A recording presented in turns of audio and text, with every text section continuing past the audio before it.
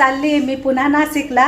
अधिक मास आहे ना, तर आज आम्ही 4 बहिणी आणि आमच्यासोबत आमचे आई वडील.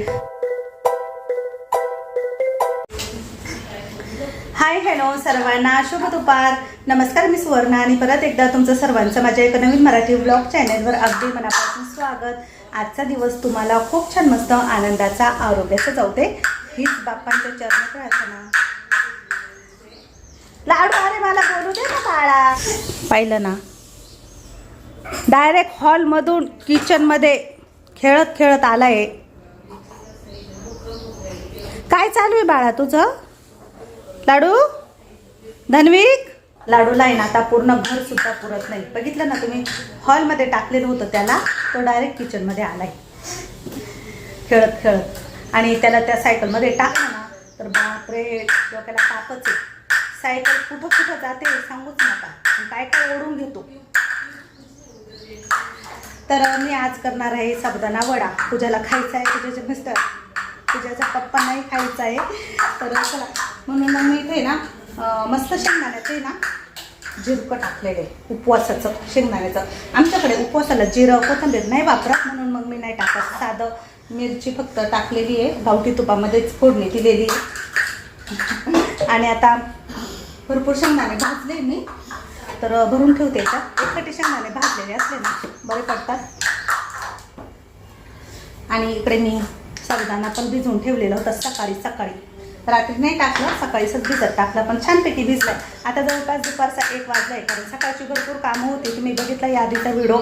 तर आता चला हाय स्किप न करता बघा. हा काय मला बोलू द्यायचा नाही, याचं पहा काय चालू आहे.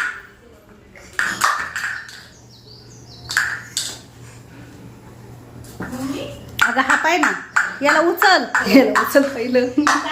हे डायरेक्ट किचन मध्ये आलंय. एवढं मजा वाटत ती. लय त्रास देतो. आता झोडू असं मार खायचा का गणपती बाप्पा. धर तुझा चमचा आणि जाय तिकडं हॉलमध्ये. जाय, मला काम करू दे. धर जा, निघा. Bye bye. सकाळची कामं आवरता बराच उशीर झालेला होता.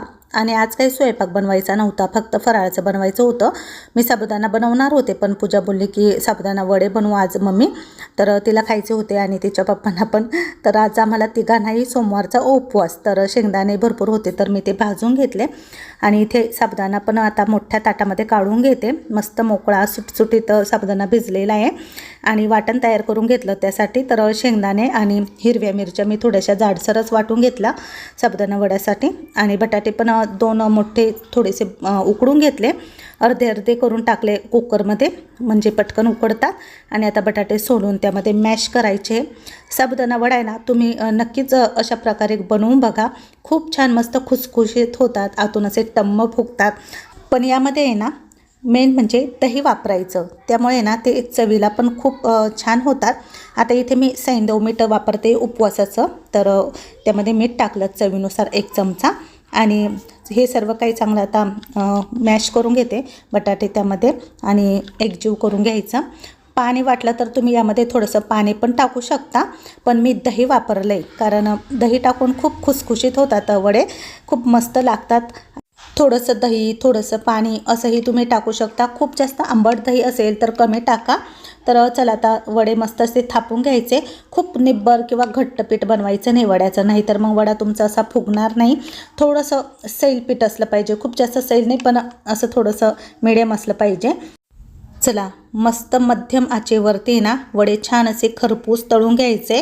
खूप हाय फ्लेमवरती तळायचे नाही, नाहीतर आतमध्ये ते कच्चे राहतात. आणि असे मस्त टम्म फुगलेले होते. मिस्टरांसाठी प्लेट तयार करते पूजा, तिने पप्पांना आधी दिले. तर मी एका साईडला तळत होते साबुदाणा वडे आणि दुसऱ्या साईडला ते खात होते. साबुदाणा तेलामध्ये सोडल्या लगेच पलटी करायचा नाही, नाहीतर मग तो आहे ना एकतर उलटणीला चिटकतो, नाहीतर कढईला चिटकतो. एखादा मिनिटभर आहे ना ते छान तेलामध्ये होऊ द्यायचे. कसे झाले हो? असं वाटत नाही घरी खाताना. परत हॉटेल टाकायचं का? नको, आपले बिझनेस लय झाले आतापर्यंत आपले. अजून झिरका आणू का? तर हे बघा एकदम छान असे मस्त खुसखुशीत आणि बाहेरून क्रिस्पी आतमधून असे खुसखुशीत झालेले होते. तर छान असे फुगलेले होते. मला थोडंसं ताक करून घेतलं मी प्यायला. हाय हॅलो सर्वांना, शुभ दुपार. दुपारचे आता 3 वाजत आलेले. आमचं सर्वांचं मस्त फराळ वगैरे झालं आहे आणि मी ना साडी नेसली आहे. आता चालली आहे मी पुन्हा नाशिकला. अधिक मास आहे ना, तर आज आम्ही 4 बहिणी आणि आमच्यासोबत आमचे आईवडील, अर्चना, सागर पण असतील, कारण मला एवढं माहीत नाही कोण कोण आहे, पण सर्वजण आता निघाले गंगेवर स्नान करायला आणि मला रेडी व्हायला सांगितले आईने. तर येतील आता ते मला घ्यायला. आणि आजचाही व्हिडिओ खूप छान असणार आहे, तर स्किप न करता नक्की बघा. भावाची एर्टिगा मला घ्यायला येणारच होती, पण ती नेमकी ना रिवर्स करता करताना दगडाजवळ अटकली आणि ती काही निघत नव्हती. अंशू मला सांगत होती की खाली दगड अटकला गाडीच्या, तर ते काढण्यात बराच वेळ गेला, जवळपास अर्धा पाऊण तास गेला. त्यामुळे मग मला घ्यायला वडील आले. वडिलांसोबत मग मी इकडे आले आणि आता सर्वजण आम्ही चाललो आहे नाशिकला गंगेवरती. कारण अधिक मासमध्ये तीर्थयात्रा करतात, देवदर्शनं करतात, देवांना वाण देतात. आईला रामाला वाण द्यायचे होते आणि कपिलेश्वरचं पण दर्शन घ्यायचं होतं. तर मग आम्हाला पण आईवडिलांचे पाय धुवायचे होते, गंगेवर नेऊन त्यांना आंघोळी घालायच्या होत्या, म्हणून मग आम्ही इकडे आलो. आणि तुम्ही म्हणाल की सागर भाऊ, अर्चना का आले नाही? तर खरं तर गाडीमध्ये त्यांना बसायलाही जागा नव्हती आणि सागर भाऊ मागे खूप कामाचा लोड होता सध्या. तो नेमकाच उन्हातान्हात काम करून आलेला होता, दमलेला थकलेला होता. त्यामुळे तो बोलला की तुम्हीच या जाऊ, आम्ही नंतर कधीतरी जाऊ. त्यामुळे मग तो काही आला नाही. आणि अर्चना पण तिच्या मम्मी पप्पांसोबत आलेली होती इकडे गंगेवरती, तर तिचंही दर्शन झालेलं होतं. तर चला आता आम्ही सर्वजण आलो. इथे खूप सुंदर छान असं वातावरण आहे. तर तुम्हाला आधी पण मी हे सर्व काही दाखवलेलंच आहे. अर्चनाताईंना मी ज्यावेळेस घेऊन आली होती त्यावेळेस आम्ही आंघोळी वगैरे केलेल्या होत्या. तर हे बघा, मुलांनी तर लगेच कपडे काढले, आरुषला शिवला. असं झालं होतं कधी आम्ही गंगेमध्ये डुबकी मारू, कारण गाडीमध्ये ते इथून तिथून तेच म्हणत होते की आम्हाला मस्त डुबकी मारायची, गंगेमध्ये आंघोळ करायची आहे. आणि कपडे काढून शेवटी ते उतरले पाण्यामध्ये. आता सर्वांना गंगेवरती स्नान करायचं होतं. मी काही केलं नाही, कारण मी त्या दिवशीच गंगा स्नान केलेलं होतं. त्यामुळे मी काही कपडे वगैरे आणलेले नव्हते. पण माझ्या बाकीच्या बहिणींनी छान मस्त एन्जॉय घेतला, पाण्यामध्ये उतरून आनंद घेतला. त्यांना खूपच मज्जा आली. आईला आता इथे आम्ही सर्व बहिणी आंघोळ घालतो आहे. आईवडिलांना तीर्थस्नानी येऊन आंघोळ घालून त्यांचे पाय धुवून त्यांचे आशीर्वाद घेतल्याचं जे काही पुण्य असतं ते आमच्या नशिबी आहे. त्यातच आम्हाला खूप खूप मोठं समाधान आहे. आणि जसं की हा अधिक महिना 3 वर्षानंतर येतो असतो ना, तर ह्या महिन्याला खूप महत्त्व दिलेलं आहे. खूप पवित्र महिना आहे हा. त्यामुळे नक्कीच आपण देव दर्शनं किंवा तीर्थस्नान, देवाला बत्तासे किंवा अनारसाचे वाण देणं, तांब्याचा जो दिवा असतो तो दिवा अर्पण करणं खूप चांगलं मानलं जातं. आज जया पण तुम्हाला व्हिडिओमध्ये दिसली, बऱ्याच दिवसांनी ती पण आलेली होती. तर आता तुम्ही म्हणाल की ताई, आईवडिलांकडे तुमचा धोंडा नाही का? तर उद्याच धोंडा आहे, तो व्हिडिओ पण तुम्हाला नक्कीच आहे. काल मी हा व्हिडिओ टाकला होता, पण यूट्यूबने तो रिमूव्ह केला होता काहीतरी प्रॉब्लेम आल्यामुळे. त्यामुळे मी पुन्हा आज अपलोड केला. आणि मस्त आम्हाला खूप छान वाटलं आल्यानंतर. थोडंसं ऊन होतं, जवळपास संध्याकाळचे 5:30 वाजले असतील, पण सूर्यास्त काही झालेला नव्हता. त्यामुळे उन्हामध्ये पाण्यामध्ये बसायला, आंघोळ करायला या सर्वांनाच खूप आनंद वाटत होता. असं वाटतच नव्हतं की पाण्यातून बाहेर यावं. आणि सर्वांनी छान असं मस्त गंगा स्नान केलं, तर खूप भारी वाटत होतं. पाणी पण बऱ्यापैकी भरपूर होतं, म्हणजे चांगलं होतं. बाजूला पाणी सोडलेलं नाही आहे गंगेला, पण इकडची जी साईड आहे ना, तर तिथे ना नाव वगैरे, होड्या सर्व काही आहे. तर तिथं पाणी सोडलेलं आहे खास तीर्थस्नान करण्यासाठी. लोकांना जे भाविक येतात दर्शनाला, तीर्थस्नानासाठी, तर त्यांच्यासाठी सोय केलेली आहे. तर चला आता यांचं तर चालूच होतं आंघोळी करायचं. आई इकडे गंगेचं पाणी घेते देवांना आंघोळ घालण्यासाठी, घरी नेण्यासाठी. आणि संध्याला जयाला तर खूपच मज्जा वाटत होती.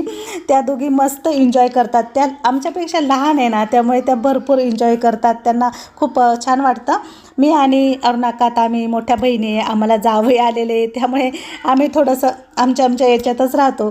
पण त्या दोघी भरपूर एन्जॉय करतात. अमृताने पण सर्वांना आंघोळ घातली, मस्त आईला, मावशांना सर्वांच्या पाया पडली.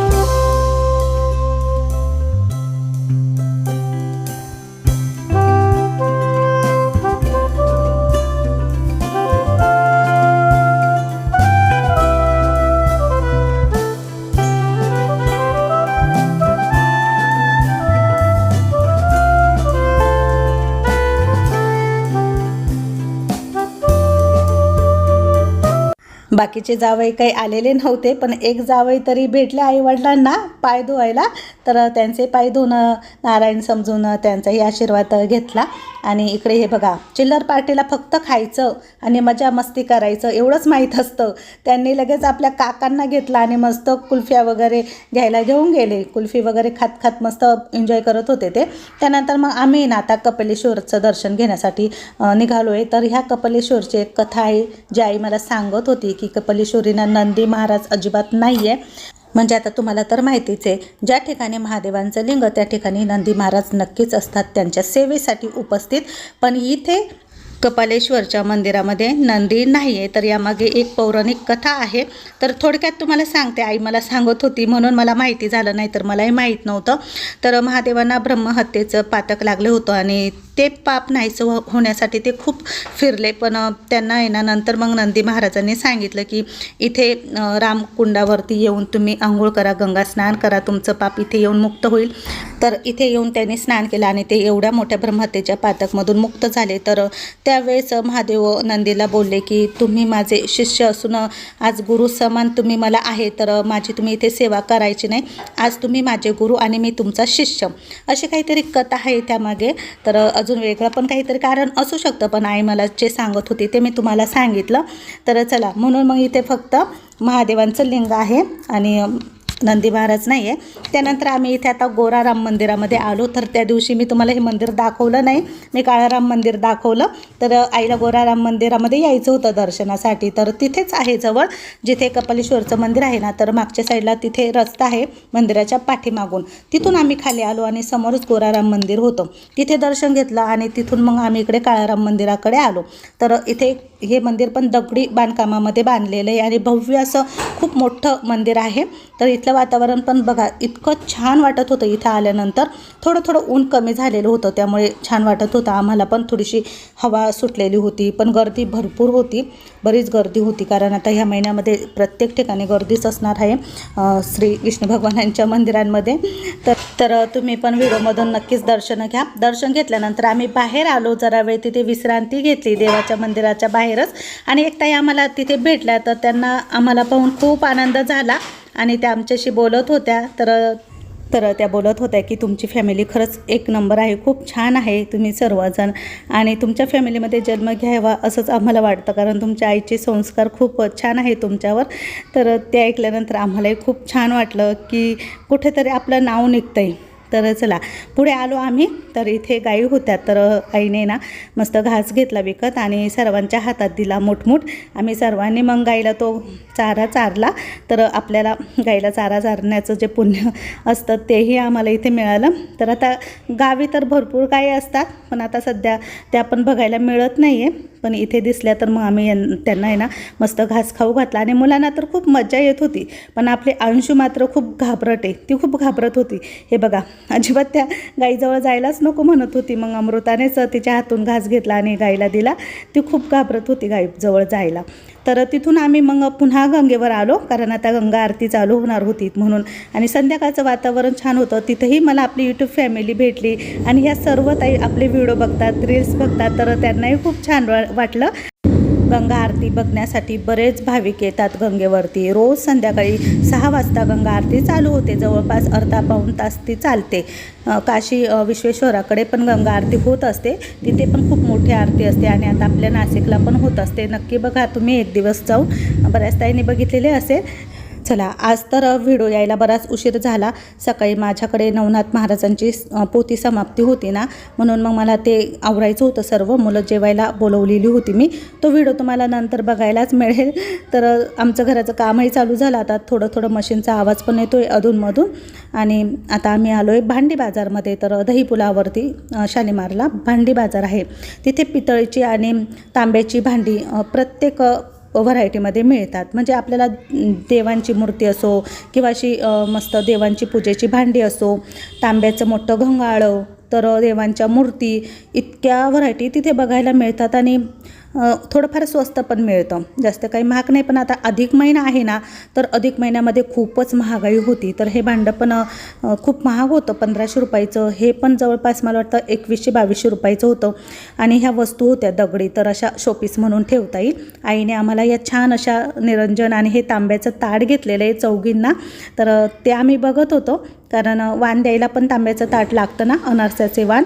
आणि ही छोटीशी निरंजन आई बोलली की तुम्हाला दरवाजासमोर उंबरट्या बाहेर लावायला खूप छान आहे, कारण हवेने कधी कधी निरंजन विझत असते. म्हणून मग तिने घेतलं आणि आम्हाला सर्वांना खूप आवडलं ते तांब्याचं ताट आणि निरंजन. चला, भरपूर उशीर झालेला होता. जवळपास आम्हाला आता 9:30-10 वाजत आलेले होते. सिन्नरला निघालो आम्ही, कारण इतका वेळ गेला आमचा भांडी बाजारामध्ये. पण आम्हाला भूक पण लागलेली होती, त्यामुळे आम्ही सिन्नरलाच एका संस्कृती हॉटेल आहे, तुम्हाला माहिती आहे, याआधी बराच वेळा मी दाखवलेलं आहे, तिथे आलो. मुलं तर लगेच झोक्याकडे, त्या काय म्हणतात तिकडे खेळण्या ठेवलेल्या होत्या गार्डनमध्ये, तिथे गेली. मुलांना तर फक्त खेळायचंच असतं माहिती. तर मुलं, अंशू, सर्वजण तिकडे मस्त झोका वगैरे खेळत होते. आता लहान लहान मुलांना खाण्यापेक्षा आहे ना, असं काही बघितलं की ते जास्त छान वाटतं, कारण त्यांचं वयच आहे खेळण्याचं, बागडण्याचं. तर अंशू पण इकडे आलेली होती अरुषाने शिवसोबत. त्यानंतर मग आम्ही आतमध्ये गेलो, ऑर्डर वगैरे दिलेली होती. पण या हॉटेलला आज आहे ना 1 तारीख असल्यामुळे बड्डे वगैरे खूप होते, खूप गर्दी होती इथे. आणि इथल्या जेवणाची टेस्ट पण छानच आहे. बऱ्याचदा इथे आलेले आहे आमचे व्हिडिओ बघून. तर आम्ही ना आता सुरुवातीला सोयाबीन चिल्ली मागवली, कारण मुलांना ना फार भूक लागलेली होती. जवळपास 10:30 वाजलेले होते आणि जेवण करता करता आम्हाला 11:30 पावणे 12 वाजले होते घरी यायला. तर मस्त होती इथली सोयाबीन चिल्ली, तर एकच नंबर लागली, सर्वांना आवडली. आणि बाकीच्या भाज्या पण खूप छान होत्या, काजू मसाला, पनीर मसाला वगैरे अशा भाज्या मागवल्या होत्या आम्ही. आणि त्यानंतर मग आता घरी निघालो आहे आणि हा व्हिडिओ इथेच संपवते. उद्याच्या नवीन व्हिडिओसह लवकर भेटू. तोपर्यंत सर्वांना बाय बाय, सर्वांना शुभरात्री.